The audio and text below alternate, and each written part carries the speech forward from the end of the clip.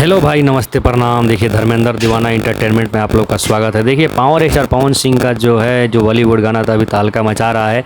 सबसे number one बात है कि ये पावर स्टार पवन सिंह का ये और बॉलीवुड गाना आने वाला है। इसमें पावर स्टार पवन सिंह का साउथ से और बॉलीवुड और हिंदी से भी उनका आ रहा है फिल्म करने के लिए, फिल्म में भी और गाना में भी करने के लिए धीरे धीरे सब कुछ होगा, ठीक है। पर पावर स्टार पवन सिंह का ये जो गाना है जो आई नहीं, ये पावर स्टार पवन सिंह का पूरा लाइफ ही बदल कर रख दिया। पूरा भोजपुरी इंडस्ट्री का पूरा लाइफ ही सेटिंग पूरा चेंज करके रख दिया कि पावर स्टार पवन सिंह जहाँ ही देखो पावर स्टार पवन सिंह का ही नाम चल रहा है, ठीक है।